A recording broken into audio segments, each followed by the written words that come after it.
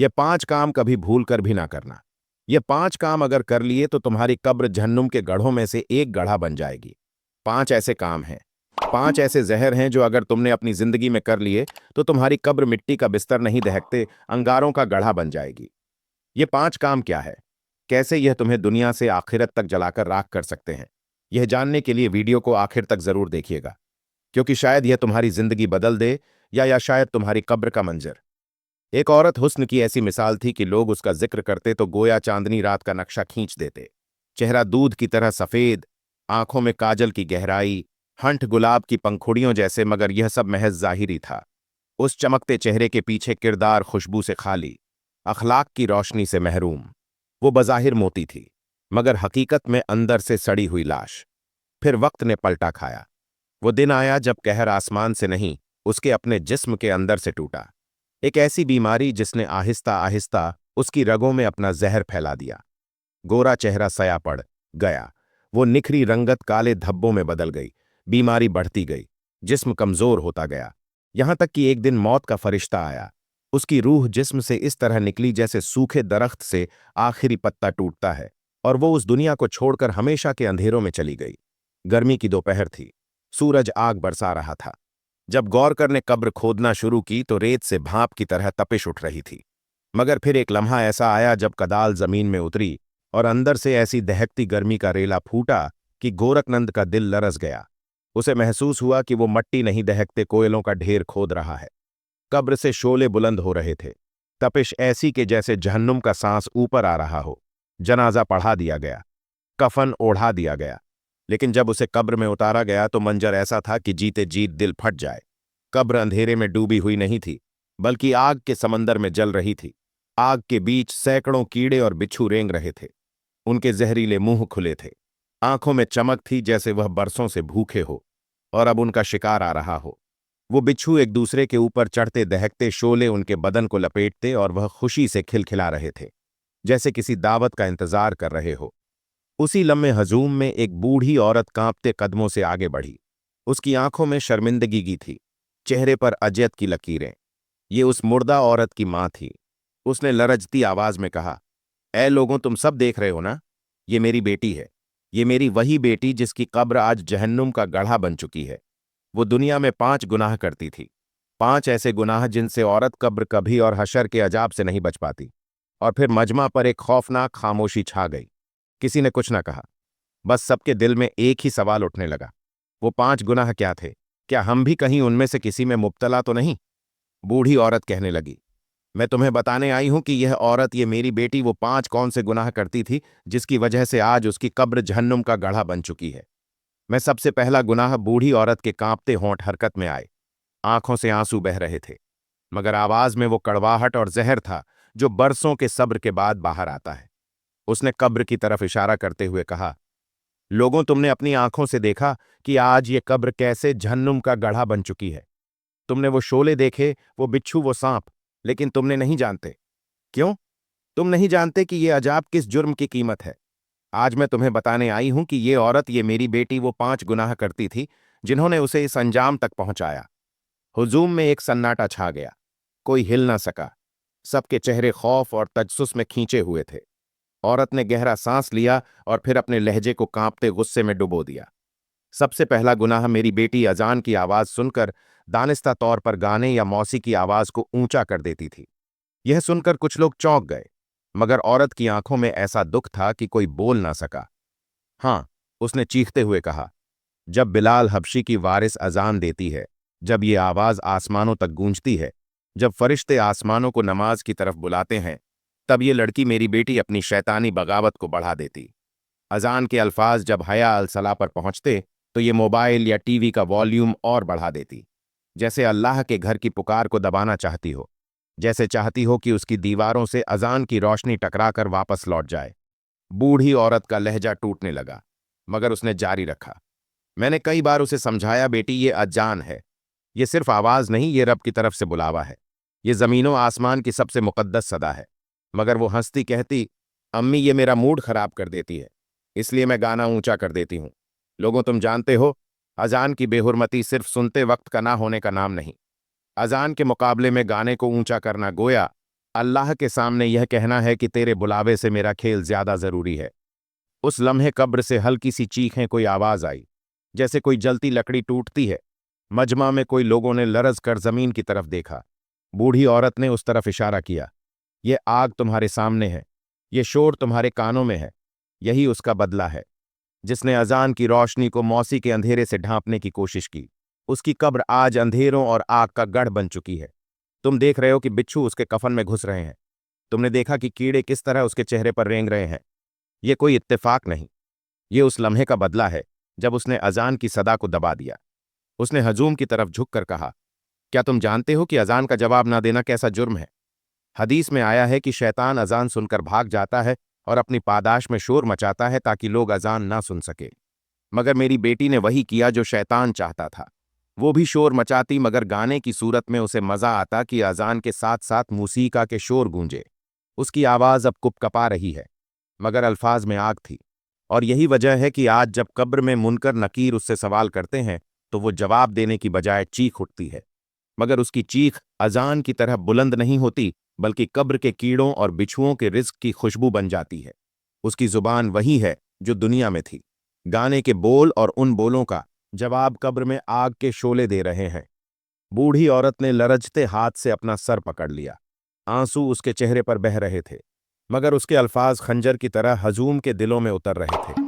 लोगों, याद रखो, अजान का वक्त वो लम्हा है जब अजान और आसमान का राब्ता खुलता है। और अगर तुम उस वक्त किसी और आवाज को ऊंचा करते हुए, तो तुम खुद अपने और अल्लाह के दरमियान दीवार खड़ी कर रहे हो। मेरी बेटी ने यह दीवार खड़ी की, और आज उस दीवार के पीछे सिर्फ आग है, अंधेरा है और चीखते हुए बिच्छू हैं। एक बूढ़ा शख्स हजूम से बोला, बाजी, क्या सिर्फ यह एक गुनाह उसके लिए काफी था? बूढ़ी औरत ने सर उठाया, आंखों में खून उतर आया। नहीं, यह पहला था, और उस एक गुनाह ने बाकी गुनाहों का रास्ता खोल दिया।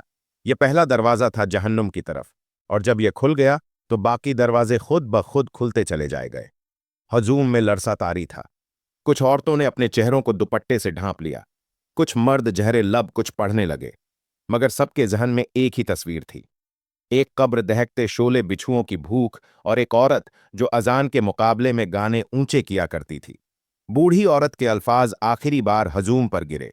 यह सोचना कि हम गाने सुनते हैं या सीरियल्स देखते हैं, मोबाइल में मशरूफ रह सकते हैं, मगर अजान का सुनना और जवाब देना जरूरी नहीं। यह सोच सिर्फ सोच नहीं, यह कब्र की मट्टी को आग में बदल देने वाली चिंगारी है। मेरी बेटी ने यह चिंगारी जलाई थी, और आज वो उसी आग में जल रही है। उसके बाद वो खामोश हो गई। सिर्फ कब्र से उठती तपिश और मजमा में फैली लरजती हुई खामोशी बाकी रह गई। बूढ़ी औरत कहने लगी, मैं तुम्हें बताने आई हूं कि ये औरत ही मेरी बेटी वो 5 कौन से गुनाह करती थी, जिसकी वजह से आज उसकी कब्र जहन्नुम का गढ़ा बन चुकी है। में से दूसरा गुनाह, बूढ़ी औरत की आवाज कांप रही थी, मगर आंखों में अब वो जब्त बाकी ना रहा। आंखों एक आंसू करके गिर रहे थे, जैसे हर बूंद उसकी बेटी की जिंदगी का एक सिया राज खोल रही हो।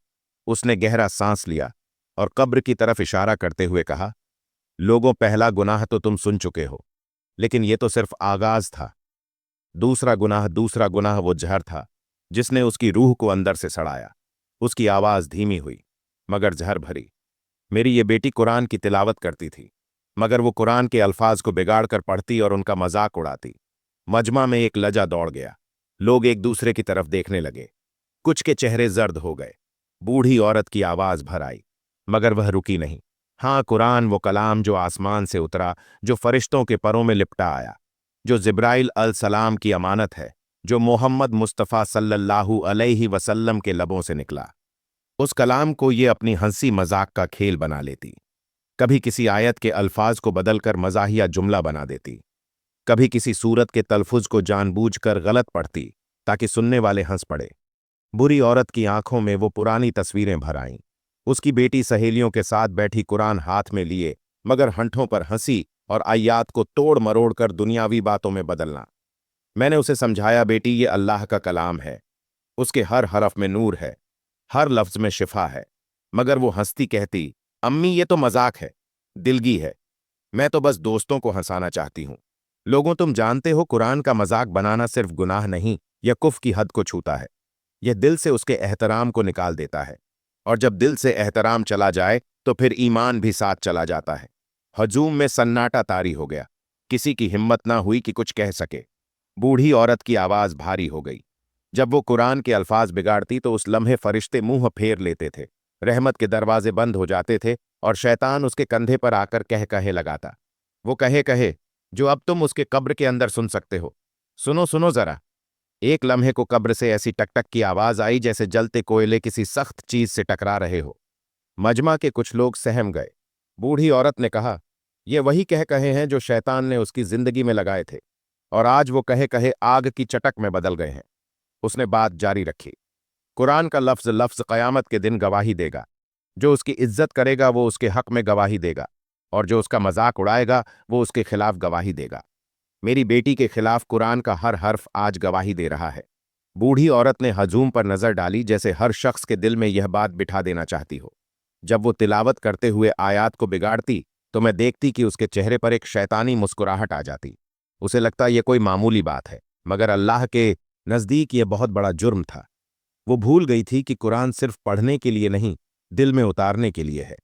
उसने उसे दिल में नहीं जुबान पर खेल बना दिया।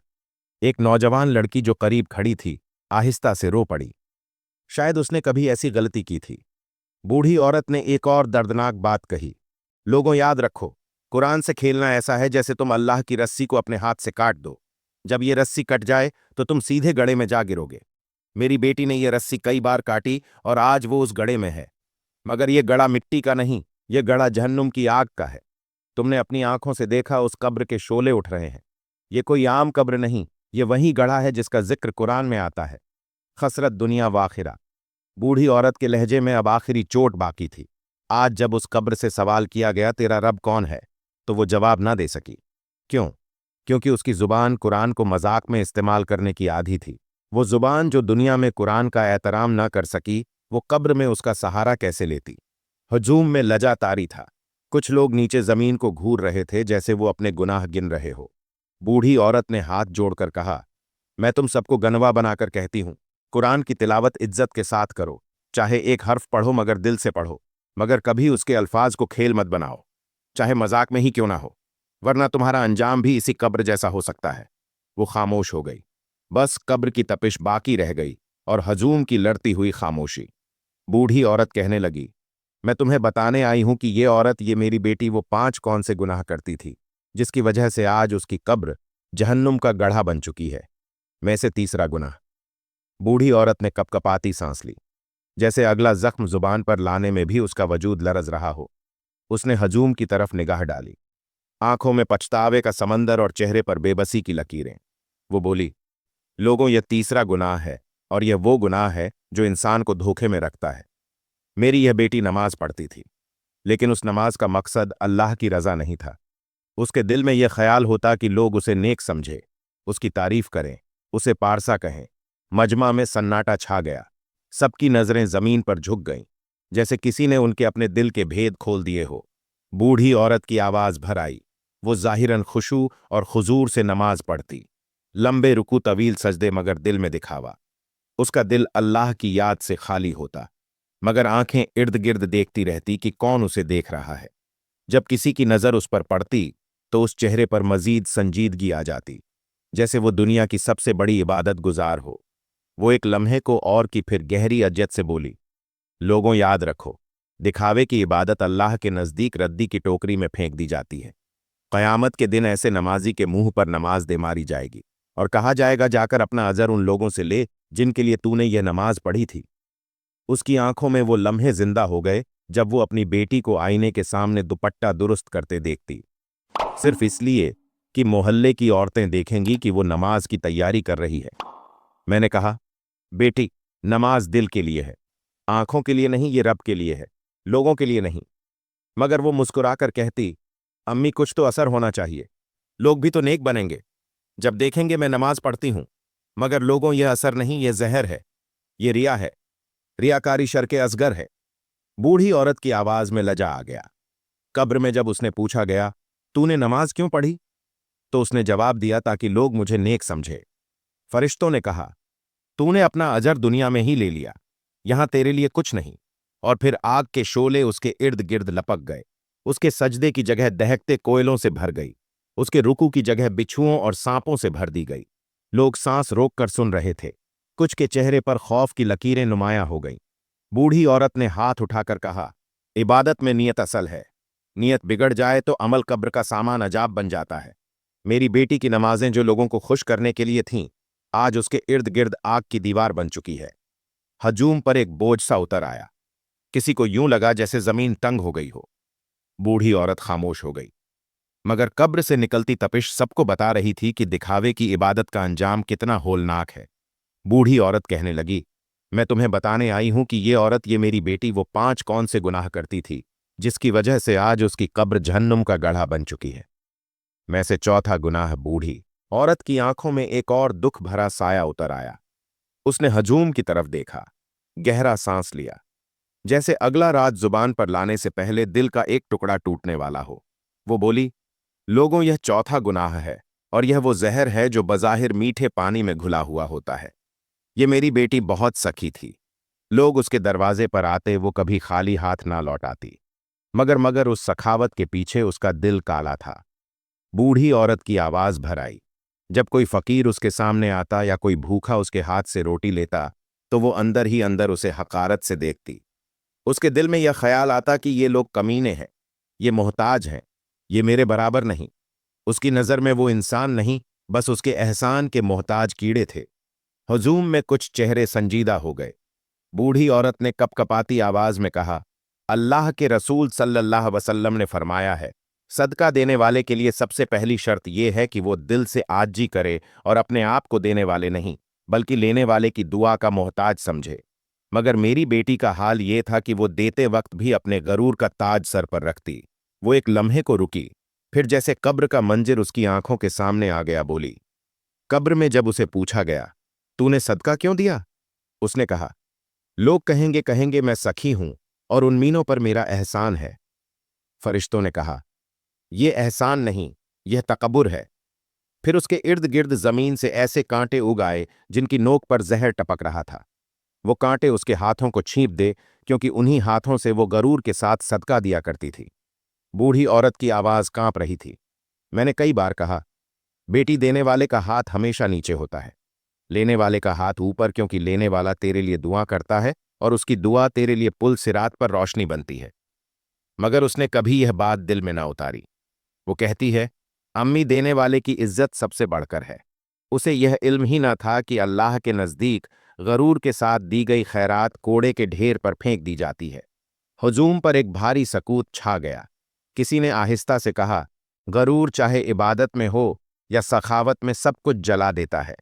बूढ़ी औरत ने हाथ आसमान की तरफ उठाए।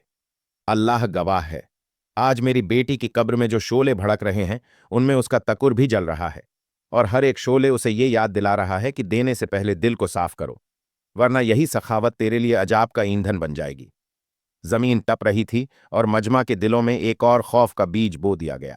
बूढ़ी औरत कहने लगी, मैं तुम्हें बताने आई हूं कि ये मेरी बेटी वो 5 कौन से गुनाह करती थी, जिसकी वजह से आज उसकी कब्र जहन्नुम का गढ़ा बन चुकी है।